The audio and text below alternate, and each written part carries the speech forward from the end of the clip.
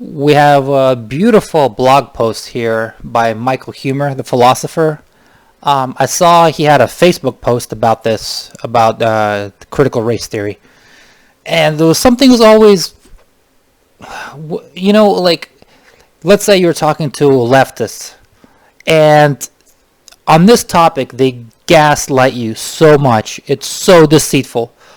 On one hand, it's like a Mont and Bailey, like a switcheroo. On one hand, they're like, well, we're not teaching critical race theory in school. That topic, it's for college kids. There was like, and then somebody can retort, well, but they're teaching about, they don't call it critical race theory, but the same concepts about like, oh, white supremacy is everywhere and black people are dominated by white people. Like, like they basically like list all of the tenets of critical race theory, and then the person would say like, well, the leftist person arguing would be like, well, they should teach that. Well, they need to know, school age kids need to know that. That's the same way as like the teacher, like the government schools sued. God, I forgot what state they sued, but basically they were like, hey, we're going to prohibit critical race theory. Like the teachers union, we're not teaching that, but at the same time, we're going to sue you so we can teach whatever we want. We're going to teach that topic specifically. But there is the biggest gaslighting comes from.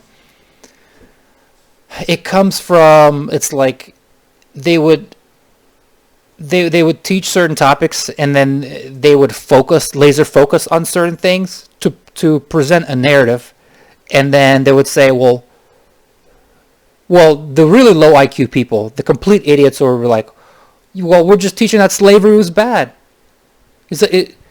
What, you don't want us to teach about slavery? You think slavery is good? I mean, that's the lowest of the lowest IQ. But other ones would be like, well, we're just teaching the bad things happened, and we're teaching this and that, whatever. It's like, what's wrong? This is all factual. Everything we're teaching in our textbooks or whatever in the instructions, you can look it up. It happened in history. And you're like, you get tangled in knots and are trying to like figure out like, what, like this is really messed up. But then like his post actually pretty succinctly summarized it. He makes an example of, let's say there was like a right-wing school, and the only thing that they taught was the war crimes, any kind of crimes of Jewish people. And they could be completely factual. Nothing's made up. Everything in the school, in the curriculum, it's nothing about how Jewish people are bad in the factual things that actually happened. And you're like, well, this is so misleading. This is bullshit. This is so misleading. You're just teaching hate. They're like, well, what's wrong with teaching facts? So this basically, his blog posts pretty explains it pretty well. So first of all, his objections. Actually, wait. Let me start with the beginning. There is how the title question comes up. Lately, actually the title is, can teaching the truth be racist? Lately, some parents and political commentators in America have been complaining that grade school kids are being taught critical race theory. This may be a misuse of the term critical race theory, but that's not important. The actual criticism is that kids are being given lessons that are racist against whites and anti-American when they're not busy gallivanting about the use of the phrase CRT. The left say that the schools are not teaching racism or anti-Americanism, but are simply teaching accurate history. A lot of bad stuff, in fact, happened in American history, such as slavery, Jim Crow, dispossession of Native Americans. You don't object to teaching the truth, do you? You're not for lying or covering up history, are you? Hence the question, is there a way which it could be racist or otherwise objectionable to teach actual historical facts? So he answers, and it seems to me that the answer is obviously yes. It's a simple point. Suppose you learn that there was a school staffed by mainly right-leaning teachers and administrators, and at this school, an oddly large number of lessons touched upon, perhaps centered on, bad things that have done by Jews throughout history. None of these lessons are factually false. all the incidents related things that are genuinely happened and actually done by Jewish people. And like, I'm almost like mentally just giving up on. I think school choice should be a thing. The money should follow the kid. If the parents want to send their kid to a school that just teaches the basics, like basic math, basic reading, maybe a little computer programming, they should be able to. If some parents want to abuse their kid and teach them a whole bunch of nonsense about oppression and racial Olympics and critical race theory and feminist basket weaving, that's fine. But what I realized is basically America, the U.S. spends probably one of the biggest spenders per pupil, but the money doesn't even reach the teachers. For the government school unions, it's a lot more lucrative to, when they get more money, to hire more staff, therefore to get more dues, than to actually increase teacher salary. So, I mean, this is also the CRT question is intertwined with the horrible funding model that we have, and you have to call out that these are there's not public school, they're government schools. So, objections. But you say, surely that's different. How is it different? Maybe it's different because, one, white people, Americans, have done so much more bad stuff than other group. And then he spends a couple paragraphs complete debunking this, saying all around the world there's slavery, there's hardcore racism. In fact, America is one of the most tolerant places on earth. Two, whites are the majority in power in America, and you can't be racist against a dominant group. So I'm gonna read his actual reply to this. I find it a silly word game that wouldn't fool anyone. First of all, there's nothing about the meaning of racist in English that implies that it can't be applied to hatred against white people. Second, if there was, we could just define the term racism, which is like racism except that it applies to hatred of any race. Third, regardless of what label you apply to it, it's extremely impossible to think it's fine to teach kids to hate some social group as long as the group has power.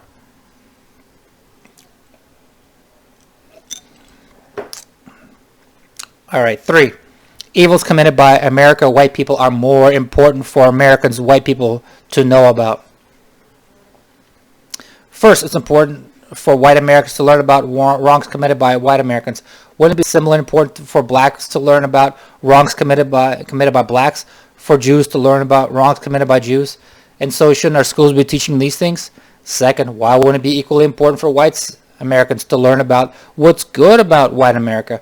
By learning about bad things, we can make sure that we remedy them. But also by learning good things, we can make sure that we preserve them. Also, from the standpoint of promoting national cohesion, loyalty, teaching about good is much more important than teaching about the bad. It's making too much sense here. Third, just from the standpoint of an intellectual understanding, wouldn't it be important to get the accurate picture of how whites people compare to other nations' races? So wouldn't we also need to teach about bad aspects of other nations and races? 4. But white racism explains so much about present-day society. First, note that's highly controversial ideological position. The extreme ideologies often refuse to recognize their ideological beliefs as such, even when it's totally obvious to everyone else. Maybe you think this belief is correct, so it can't. This belief is correct, so it can't be ideology. No, it's wrong. Now you might say, we should still teach if it's a good objective fact, but to the extent that there is anything to the distinction between the fact and opinion, this one is just obviously an opinion.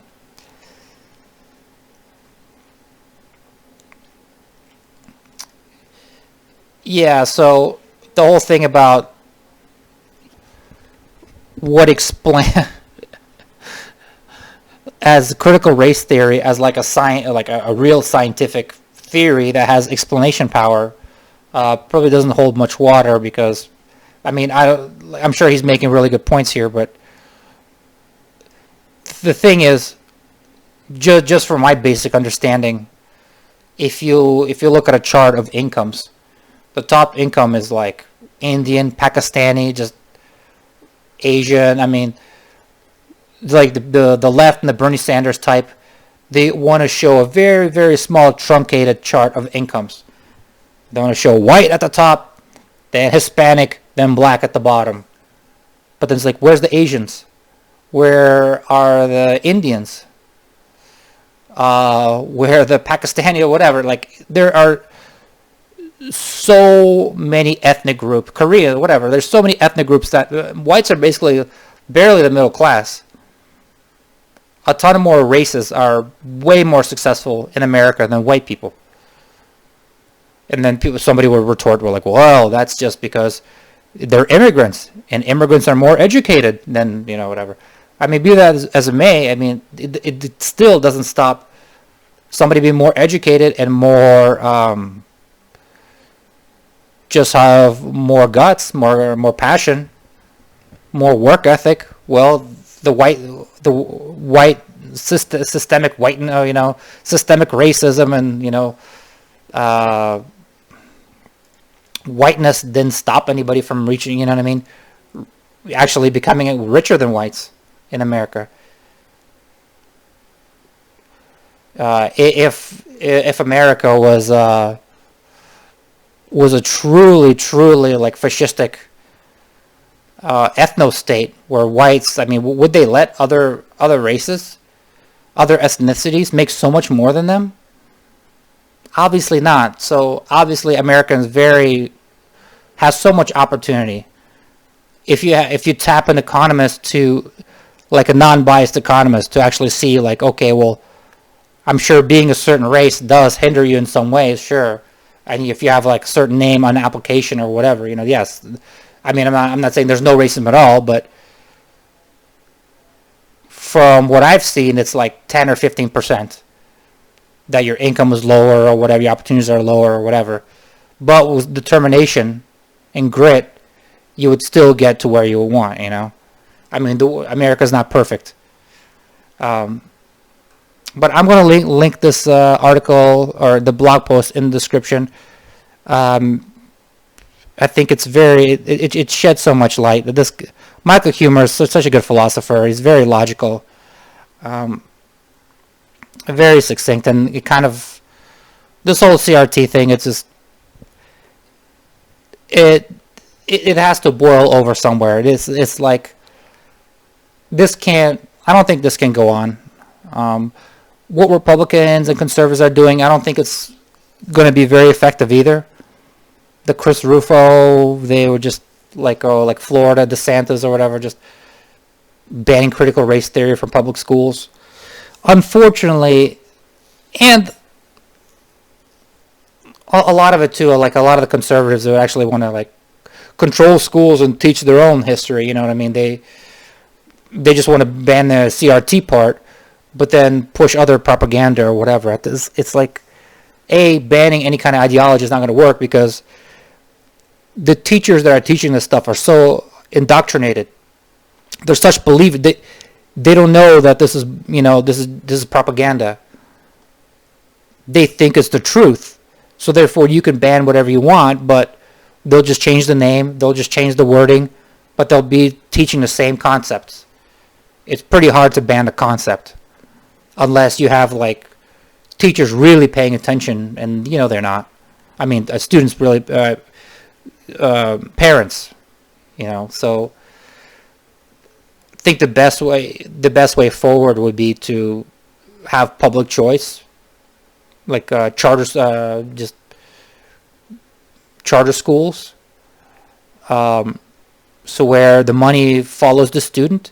So the parents and the student, they can decide to whatever type of school they want to go to. And yeah, you can keep having these schools that teach these CRT, but whatever. people want to get indoctrinated, that's their loss. I think other kids actually learn like some computer programming or some basic skills, like even welding or whatever, be a lot more ahead than them.